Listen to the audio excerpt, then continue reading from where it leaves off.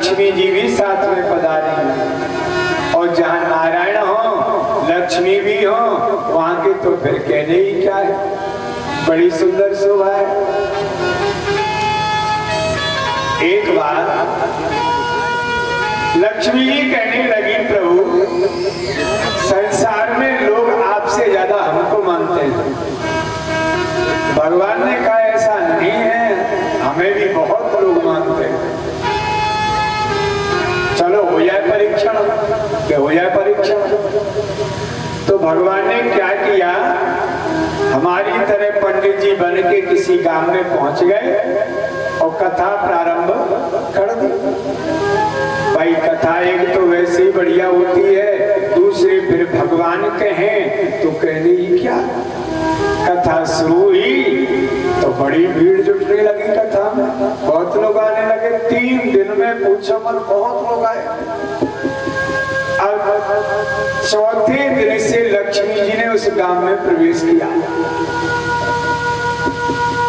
चौथे दिन से लक्ष्मी जी एक बुढ़िया अम्मा बन करके पहुंची, तो एक माता जी विलंब हो गया कथा में जाने के लिए, तो अपना दरवाजा बंद कर रही थी मकान का। तभी लक्ष्मी जी बुढ़िया अम्मा बन के पहुंची, अरे थोड़ा पानी मिलेगा क्या, पानी पिला दो। वो माता जी ने कहा वैसे मेरे को देर हो गई है, तुम और आ गई, चलो। जल्दी से गई, गिलास में पानी ले लो, पियो, जल्दी पियो, कथा में जाना है। लक्ष्मी जी ने पानी पिया और जैसे ही वो पात्र लौटाया, गिलास लौटाया, सोने का हो गया गिलास। उसको बड़ा आश्चर्य हुआ कि ये तो बड़ी अच्छी बात है, गिलास सोने का हो गया। जल्दी से गिलास घर में रख के ताला लगा के कथा में पहुंची। अब जो बता वो कथा सुनेंगी क्या, वो बैठी सुनेंगी नहीं, सुनने भी नहीं देंगी बगल वाली को। कथा चल रही है, बगल वाली से कह रही है तुझे पता है काम में क्या हो रहा है, क्या हो रहा है। बुढ़िया अम्मा आई है, जिस पात्र में खाती है सोने का हो जाता है। अब अभी अभी पानी पिला के आई हूँ, गिलास में सोने का हो गया, रख के आई हूँ घर में। वो बगल वाली बोली हमारे घर ना पहुंच जाए कहीं, कुछ भी हो सकता है, पहुंच सकती है, इसमें क्या बात है, तो मैं तो चलूं, तेरी राजी है। जाने लगे, जो सुन रहा है वो ठोट के कथा में से जाने लगे। 1-2 दिन में बस वो जजमान रह गए जो कथा करा रहे थे। अब होता क्या है, कोई नहीं आ रहा है कथा में, सब अपने अपने घर बैठे हैं, क्योंकि अपने बर्तन सोने की करवाने। अब तो जो कथा सुन रहे थे मुख्य यजमान बन के वो खड़े हुए, उन्होंने कहा पंडित जी बिस्तर बांधो। क्यों भैया क्या हुआ, सब गांव पैसा वाला होता जा रहा है और हम अपने कथा में लगा रखे हैं, ये क्या बात है। वो हो गई कथा, वो हो गई, बस हमने सुन ली कथा तुम्हारी। भगवान ने कहा भैया जैसी तुम्हारी इच्छा, हम तो चले जाएंगे और क्या करें। भगवान चले गए। एक बात बताएं, भगवान आए तो लक्ष्मी आई, और भगवान जैसे ही गांव छोड़ के गए लक्ष्मी भी चली गई, तुरंत लक्ष्मी भी चली गई। भाई माया को सब जग भजे, माधव भजे न कोई, और जो कदापि माधव भजे तो माया चेरी हुई। लक्ष्मी जी पीछे हैं, आगे नहीं है, आगे तो भगवान ही है, आगे भगवान ही है। लक्ष्मी जी को चाहो, लक्ष्मी जी की जरूरत है, आवश्यकता है, धना धर्मा तथा सुखम है, पर अकेली नहीं, नारायण के साथ में चाहो। देवी अकेली मत आओ, नारायण के साथ आओ, क्योंकि अकेली आएंगी तो लक्ष्मी का वाहन उल्लू होता है, उल्लू पे बैठ के आएंगी, और उल्लू पे बैठ के आएंगी तो उल्लू बनाएंगी। नारायण के साथ आएंगी तो गरुड़ पे बैठ के आएंगी, बढ़िया रहेगा। लक्ष्मी जी को चाहो पर भगवान के साथ, कि आप अकेली नहीं, दोनों लोग आए तब अच्छा लगेगा, बढ़िया लगेगा। तो श्रेयत इंदिरा, आगे भगवान ही है, लक्ष्मी पीछे, लक्ष्मी आगे नहीं है। श्रेयत इंदिरा, आप पधारे तो लक्ष्मी जी भी आपके साथ आई हैं। जहां नारायण लक्ष्मी भी हो वहां की शोभा के क्या कहने प्रभु, अवर्णनीय शोभा। और उस पर भी विषजलाप्याद व्याल राक्षसाद वर्ष मारुताद व्यजतान रात, ब्रिजवासियों ने विशीला जल पी लिया, आपने बचाया। काली नाग को आपने नाथा सदा सदा के लिए भय मुक्त किया ब्रिजवासियों को। आंधी तूफान आया, आपने बचाया। इंद्र ने वर्षा की, गिरिराज पर्वत उठा के आपने ब्रिजवासियों की रक्षा की। और आज जब हम मरने जा रही है, आत्महत्या करने जा रही है, तो आप आते नहीं हो। क्यों नहीं आते? आप नहीं आए और हम मर गए तो निश्चित मानिए श्री कृष्ण आपको स्त्री वध का पाप लगेगा, पाप। विश्व तो भयाद, ब्रह्मा जी ने जब आपसे प्रार्थना की थी कि अवतार लो, तो उन्होंने ये कहा था कि विश्व तो भयाद, विश्व का भय हरण करने के लिए आप अवतार लें। तो क्या हम विश्व से अलग हैं? हम विश्व में नहीं हैं। हम भी यदि विश्व में हैं, आप मानते हैं, तो आपको हमारी रक्षा करनी पड़ेगी। आप आइए और हमारी रक्षा कीजिए। आप नहीं आए, हम मर गई, तो आपको भला कोई नहीं कहेगा, कोई बढ़िया नहीं कहेगा। प्रभु आपके लिए घर परिवार छोड़ दिया, पति पुत्रों का त्याग कर दिया, रात्रि में दौड़ी दौड़ी आपके पास आई और आप हमें छोड़ के चले गए। किस मुंह से लौट के जाएं? जिनका त्यागन किया उन्हें पुनः कैसे ग्रहण करें? आप आइए प्रभु, आप आइए, हमें दर्शन दीजिए। नहीं जीवन बचेगा नहीं।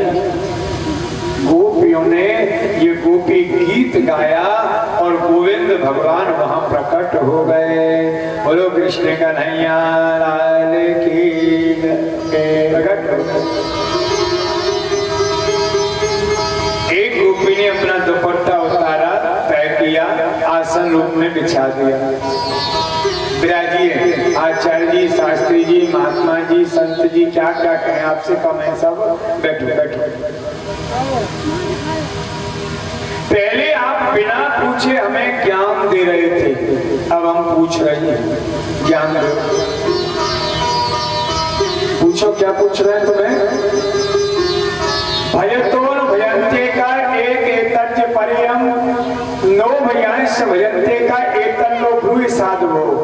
हे साधु जी महाराज, एक लोग वो होते हैं जो भजने वाले को भजते हैं, एक वह होते हैं जो बिना भजने वाले को भजते हैं, एक वह होते हैं जो भजने वाले बिना भजने वाले सबका त्यागन करके रहते हैं। ये कौन कौन होते हैं, कैसे कैसे होते हैं, आप बताएं। भगवान ने कहा सुनो, भजने वाले को भजने वाले स्वार्थी होते हैं। जैसे पशु परस्पर में एक दूसरे को चाटते हैं, तो इस प्रकार के भजने में ना ही तो प्रेम है और न स्नेह है, केवल स्वार्थ ही स्वार्थ है। और एक वो होते हैं जो बिना भजने वाले को भजते हैं, वे दो प्रकार के होते हैं।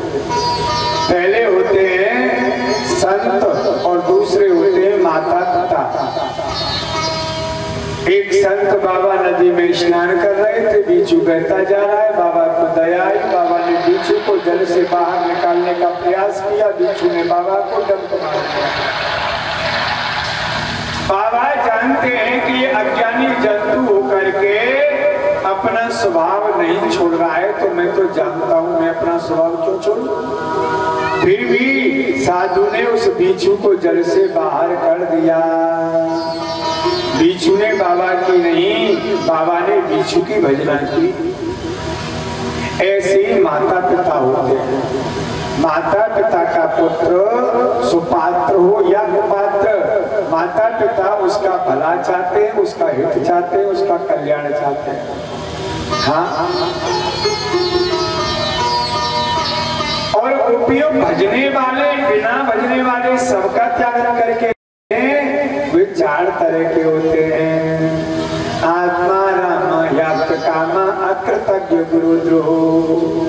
आत्माराम, आप्तकाम, अकृतज्ञ और गुरुद्रोही। कि आत्माराम किसको कहते हैं? आत्माराम उसे कहते हैं जो अपनी आत्मा में ही रमण करते हैं, जिन्हें कभी किसी प्रकार की कोई इच्छा न होवे, वे आत्माराम है। आप्तकाम वे होते हैं जो अपनी इच्छा मार के दूसरे की इच्छा पूरी कर दे, वे आप्तकाम होते हैं। अकृतज्ञ वे होते हैं जो दूसरे के किए हुए को न माने, और गुरुद्रोही उन्हें कहा जाता है जैसे आपने किसी के साथ उपकार किया उसका बदला अपकार से दे, वो गुरुद्रोही है। गोपियों ने कहा देख लें कि आप कौन से हैं। एक ने कहा कृष्ण आत्मा राम नहीं है। क्यों? अरे आत्मा राम होते तो अपनी आत्मा में रमण करते, बांसुरी बजा के हमें जंगल में क्यों बुलाते भाई? ये आत्मा राम नहीं है। आत्मकाम कितना, इन्होंने हमारी कोई इच्छा पूर्ण नहीं की है, ये आत्मकाम भी नहीं है। अकृतज्ञ कितना, क्योंकि इन्होंने हमारा किया हुआ मान लिया है, इसलिए अकृतज्ञ नहीं है, ये है गुरुद्रोही। कैसे कि आपने बांसुरी बजाई और हम दौड़ी चली आई, और आप हमें छोड़ के चले गए, उपकार का बदला उपकार से दिया कि नहीं दिया? ये गुरुद्रोही है। भगवान हाथ जोड़ते हैं गोपियों के आगे और तब बोले ब्रजराज कुमार में ऋणी तिहारो, अपने मन से दूर करो यह दोष हमारा। गोपियों, मैं तो जन्म जन्मांतर का तुम्हारा ऋणिया हूँ, ऋणिया। यदि मैं 100 जन्म भी लूं तो भी तुम्हारे ऋण से उऋण नहीं हो सकता। हाँ, तुम अपने मुख से कहो कि श्याम सुंदर आप हमारे ऋण से उऋण हैं, तब तो संभव है कि उऋण हो जाऊंगा, कि मैं उऋण होने वाला नहीं। गोपियों ने कहा सुनो सुनो सुनो, 100 जन्म लेने की जरूरत नहीं है, हम अभी और इसी समय आपको अपने किसी भी प्रकार के ऋण से उऋण करती हैं।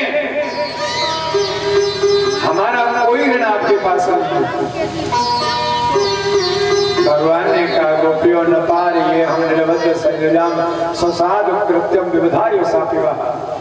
तुमने तो मुझे प्रेम की डोरी में बांध लिया, प्रेम की डोरी में नहीं, डोरी में नहीं, दुर्जर गृह श्रृंखला, सांकर में श्रृंखला मैंने सांकर में बांध लिया। डोरी हो सकता है टूट भी जाए, पर सांकर जल्दी टूटने वाली नहीं है। सांकर में बांध लिया। गोपियों ने प्रश्न किया, ये बताइए आप हमें छोड़ के क्यों चले गए? भगवान ने कहा बताओ क्यों चला गया, कि बताओ। तुम्हारा प्रेम बढ़ाने के लिए, जैसे किसी निर्धन व्यक्ति को बहुत सारा धन मिल जाए और एकाएक वो सब धन उससे खो जाए, कितना कष्ट होता है। ठीक इसी प्रकार मैं आपसे मिलके भी छुप गया था, प्रेम बढ़ाने के लिए। आओ अब रास करें। जितनी गोपी है सज्जनों उतनी ही कृष्ण है, क्योंकि हर गोपी ये अनुभव करती है कृष्ण मेरे ही पास है, मेरे साथ है, ऐसा अनुभव गोपियां करती हैं। तो ये रास प्रारंभ हुआ, महारास प्रारंभ हुआ, शरद पूर्णिमा की रात्रि में महारास हुआ। गोकुल में देखो, वृंदावन में देखो, मुरली बाजे रे, श्याम संग राधा नाचे। गोकुल में देखो, वृंदावन में देखो, मुरली बाजे रे, श्याम संग राधा नाचे। श्याम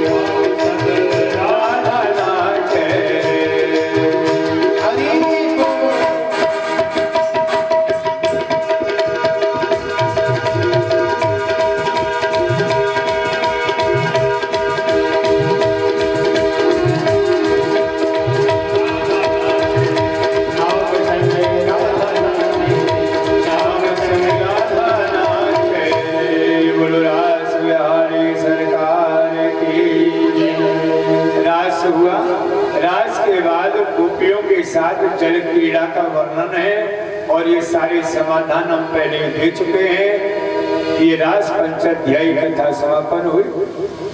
अब श्री नारद जी एक बार भगवान के पास आते हैं और कहते हैं प्रभु यहाँ ब्रज में आनंद लेते रहोगे, वृंदावन में बने रहोगे, ये कंस कितना अत्याचार कर रहा है, ये मारना नहीं है क्या? भगवान ने कहा नारद ये बात हमारे ध्यान में है, पर ये प्यारा वृंदावन एकाएक छोड़ के कैसे चले जाऊं इन ब्रजवासियों को छोड़ के, कोई कारण तो हो। नारद जी ने कहा एक क्या हम 1000 कारण पैदा कर दें, आप आदेश दें बस। किसी भी प्रकार कंस हमें मथुरा बुलवा ले बस, फिर हम उसे छोड़ेंगे नहीं, कर ले। नारद जी यहाँ कृष्ण से कहते हैं कंस मारना है, और कंस के पास पहुंचे, उसने स्वागत किया तो बोले कृष्ण मारना है। तेरा काल दिन प्रतिदिन बलवान होता जा रहा है, बड़ा होता जा रहा है, उसे क्यों नहीं मार डालता? कंस ने कहा गुरुदेव कैसे मारूं, मेरा कोई भी वीर जाता है लौट के बताता ही नहीं कि क्या हुआ उसके साथ, मार दिया जाता है उन बच्चों के बाद। कैसे मारूं? क्या सेना लेके जाऊं? लोग क्या कहेंगे, इतना बड़ा राजा है कि बच्चे को मारने के लिए सेना लेके आया है, इसमें भी तो मेरा अभ्यास है। नारद जी ने कहा ये किसने बताया कि तुम सेना लेके जाओ? तुम राजा हो, कृष्ण तुम्हारी साधारण प्रजा है, प्रजा। यहाँ बुलवा लो और यहाँ बुलवा करके किसी भी प्रकार मार सकते हो अपने मित्र वीर राजाओं के साथ मिलके। हाँ ये बात तो ठीक है, पर गुरुजी इसमें भी लोग ये पूछेंगे कि कंस ने कृष्ण को बुलवाया क्यों है? अरे धनुष यज्ञ का मेला रचो, परशुराम जी का दिया धनुष तुम्हारे पास रखा है, मेला रचो, उसी मेले के अंतर्गत अपने मित्र वीर राजाओं को बुलाओ और कृष्ण बलराम को बुलाओ। हाँ धनुष यज्ञ का मेला रचाया है। वाह गुरुजी वाह। नारद जी ने कहा बेटा ये अंतिम मंत्र है, इसका जप कर ले तुरंत कल्याण होगा। अब हम चले। नारद जी चले गए और कंस ने अक्रूर को आदेश दिया कि कल आपको जाना है, कृष्ण बलराम को लेकर के आना है। आज बीता कल आया, कल श्री अक्रूर जी महाराज मथुरा से वृंदावन के लिए चल दिए हैं, और जब पहुंचे जब कृष्ण गायों को घर ले जा रहे हैं, आगे आगे गाय हैं, पीछे पीछे श्री कृष्ण हैं। भगवान कृष्ण बलराम ने देखा कि मथुरा की तरफ से धूल उड़ रही है, भैया कोई आ रहा है ऐसा लगता है, गायों को जाने दो, कोई राक्षस तो नहीं है, यही निपट चले इससे, नहीं तो उनके काम में जाएगा, परेशान करेगा। गया रथ रुकाया अक्रूर जी का। अक्रूर जी ने दूर से देखा कि भगवान है, रथ से नीचे उतरे और वहीं से साष्टांग दंडवत भगवान के लिए। अक्रूरस्त्व विवंदने, अक्रूर जी महाराज वंदन भक्ति के आचार्य हैं। दोनों भाई दौड़े दौड़े गए, काका जी को उठाया, हृदय से लगाया, और काका जी बड़े दिन में आए हैं। हाँ कंस के यहाँ नौकरी करता हूँ ना, कहीं आने जाने ही नहीं देता है वो। आज कैसे चले आए? आज तो मुझे कंस ने ही भेजा है। किस लिए? धनुष यज्ञ का मेला रच रहे हैं, चलोगे ना देखने के लिए? तो कृष्ण जान गए, जरूर नारद जी ने मंत्र फूंक दिया, जरूर चलेंगे काका जी, जरूर चलेंगे। चले अब घर चले। घर आए, मैया ने स्वागत किया, आसन दिया, पानी वानी पिलाया, बाबा आए, दोनों भाई गले मिले और कुशल क्षेम कहो आप लोग, सब ठीक है ना भैया? सब ठीक है, सब बढ़िया है। आना कैसे हो? कोई विशेष बात रही क्या? भैया मुझे कंस ने भेजा है। कंस ने तुम्हें कहाँ भेजा है? आपके यहाँ। बाबा ने कहा हमारे यहाँ कंस ने तुम्हें भेजा है? हमारे यहाँ क्यों भेजा? अरे उनका जो कर देना होता है वो मैं दे के आ चुका हूँ, अब उन्हें क्या काम है हमसे? भैया कर वाली बात नहीं है। बात यह है कि वो धनुष यज्ञ का मेला रच रहे हैं और मेले में बड़े बड़े वीर योद्धा आ रहे हैं और एक योद्धा होने के नाते कृष्ण बलराम को भी बुलाया है। बाबा ने कहा जो कंस आए दिन अपने वीरों को यहाँ भेजता रहता है कृष्ण को मरवाने के लिए, वहां बुला करके क्या इनकी आरती उतारेगा? वो मरवाने के लिए बुला रहा है। मेरे कृष्ण बलराम वहां गए तो छोड़ेगा नहीं और मैं कभी नहीं चाहूंगा कि कृष्ण बलराम मथुरा जाए। कन्हैया आए और बोले बाबा हमें मथुरा भेज दो ना, हम मथुरा जाएंगे बाबा, मथुरा जाएंगे, जरूर जाएंगे। बाबा बोले लाला मैं मना कर रहा हूँ, तू जिद कर रहा है। नहीं बाबा मथुरा जाएंगे। बाबा जानते हैं कृष्ण जिद पड़ गए तो वो काम होता है। बाबा को कृष्ण के मुख से निकली हुई ये बात बढ़िया नहीं लग रही है कि बाबा हम जाएंगे, जरूर जाएंगे। उन्होंने कहा बेटा आज तो जाना नहीं, अब शाम हो गई है, कल जाओगे, अब ये बात मत करो, काका जी के लिए भोजन बनवाओ, चलो चलो चलो। भोजन बनवाया, भोजन किया। कन्हैया जो मैया के पास सोते थे आज गुरु जी के पास सोए। बाबा को चिंता है सुबह होगा, हठीला कृष्ण मानेगा नहीं, चला जाएगा और कन्हैया चला जाएगा हमारे घर से तो हमारा घर कैसा लगेगा? ये सोच करके बाबा रोने लगे।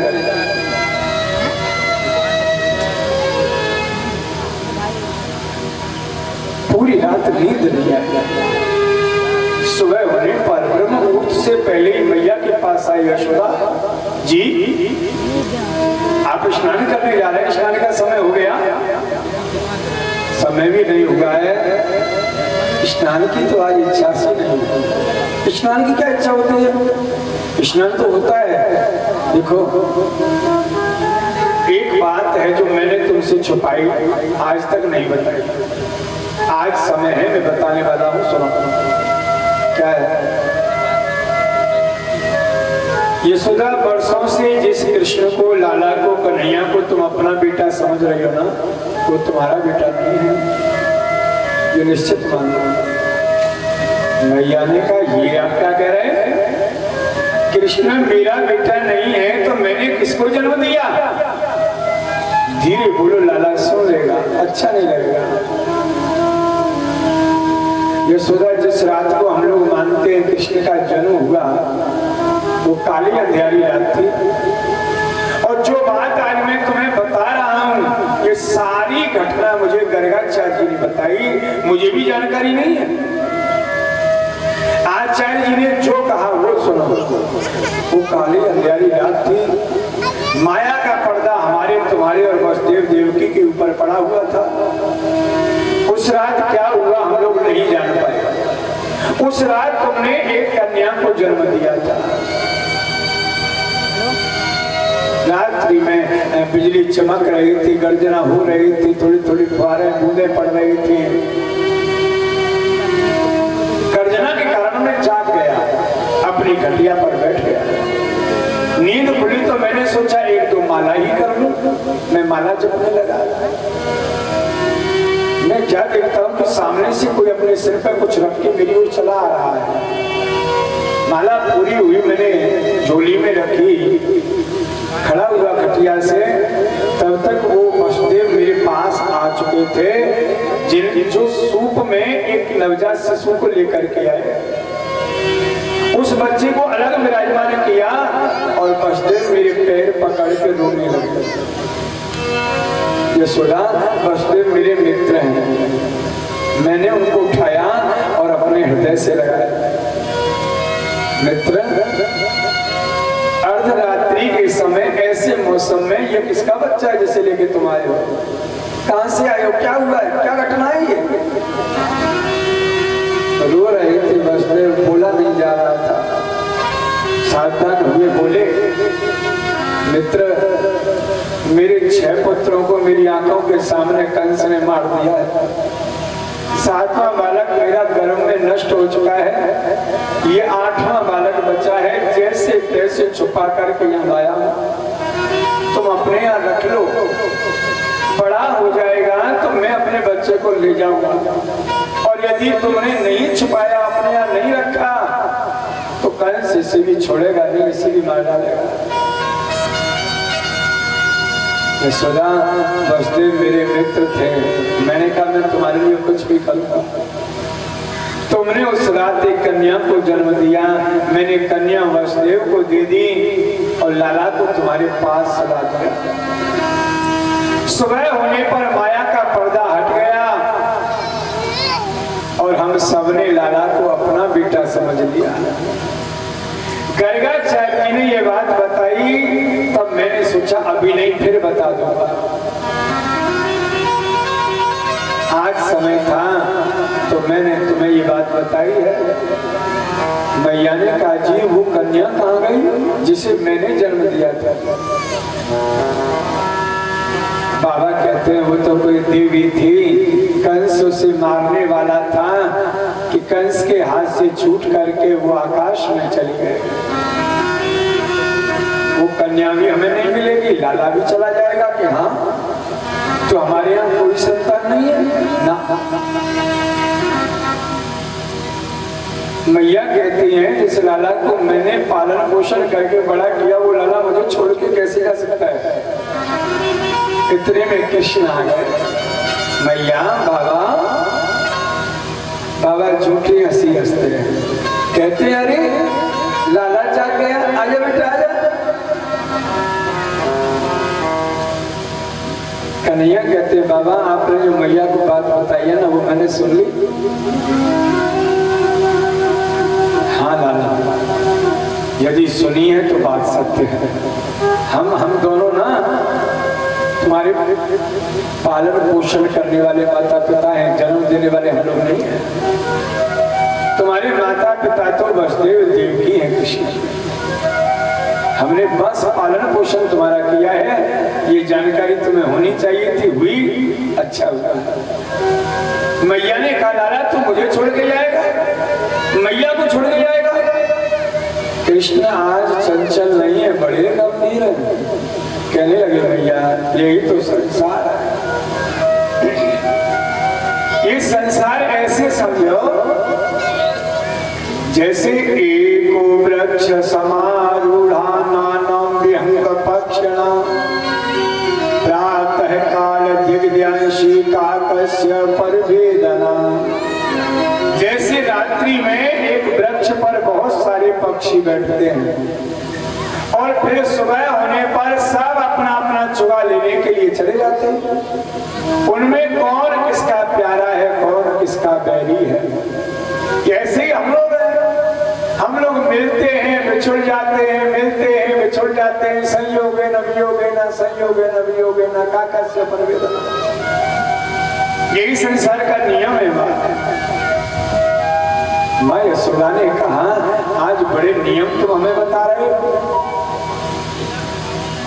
पर ये तो बताओ नियम में मैं सुबह जागती थी तो विचार करती थी लाला जगेगा माखन मांगेगा, माखन निकालूं कन्हैया के लिए, पर अब मैं रोज चढ़ूंगी तो मैं क्या सोचूंगी ये बताओ? पूरे दिन में प्रतीक्षा करती थी शाम होगी लाला गैया चरा के लौटेगा। अब जब पूरे दिन में क्या सोचूंगी क्योंकि लाला है नहीं, लाला शाम को आएगा ही नहीं।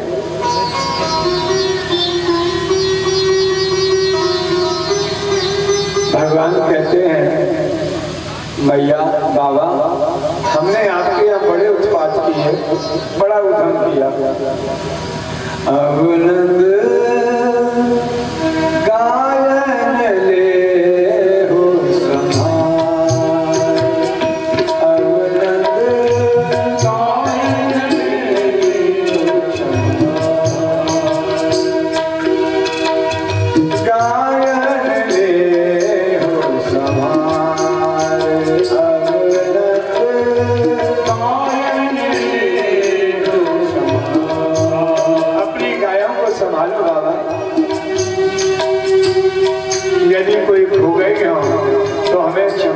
सुना, अब हम गायों की सेवा नहीं कर पाएंगे।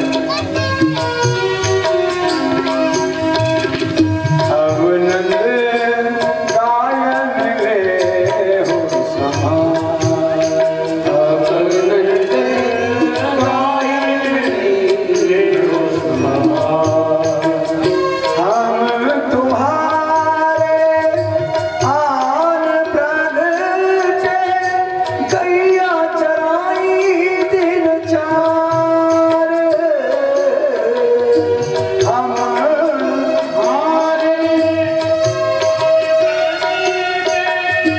गैया चराई दिन चार,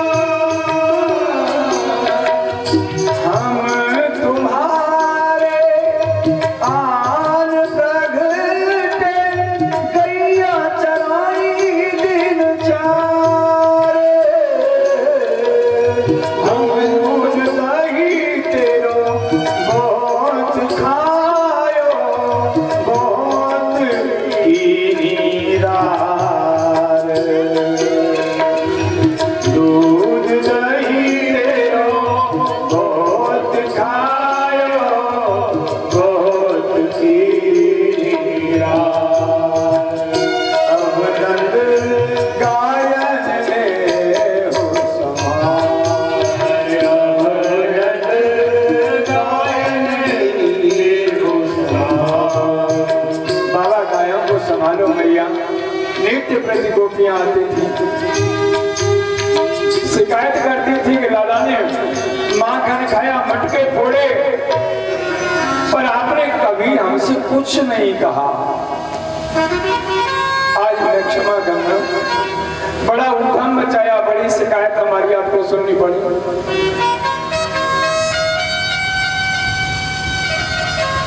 गोपी वालों को ये बात ज्ञात हो गई, कन्हैया जा रहे हैं।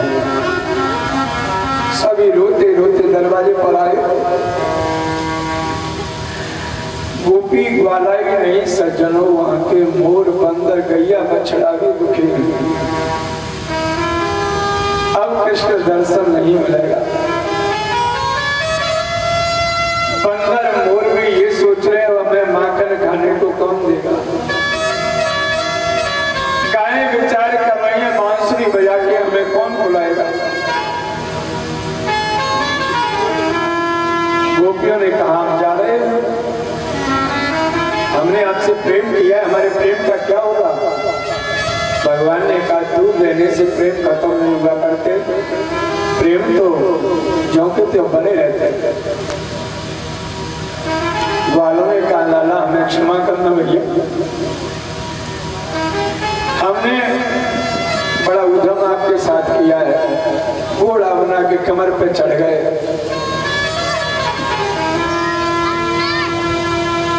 हमें ये नहीं पता था कि तुम कोई राजकुमार हो, हमें पता था कि हमारे बाबा का लाला है, जीवन भर हमारे साथ रहेगा। इतना जल्दी से छोड़ के जाएगा ये हम लोगों ने सोचा नहीं था। कृष्ण हमें क्षमा कर देना भैया। रथ तैयार है, भगवान रथ में चढ़ने को तैयार है। मैया ने कहा बेटा तनिक रुक जाओ, मैं अभी आती। मैया अंदर गई, एक रोटी पे माखन रख के लाई और लाला को अपने हाथों से खिलाने लगे। लाला मेरे हाथ से खाने पता नहीं, अब आगे जीवन में कभी अवसर मुझे मिलेगा भी या नहीं मिलेगा, खा ले। खिलाई जा रही है और चुपचाप लाला से बात करती है। कहती है कन्हैया मैंने तेरे को कई बार मारा पीटा, एक बार तो मैंने तुझे बांध दिया, पता है मैंने ऐसा क्यों किया तेरे साथ।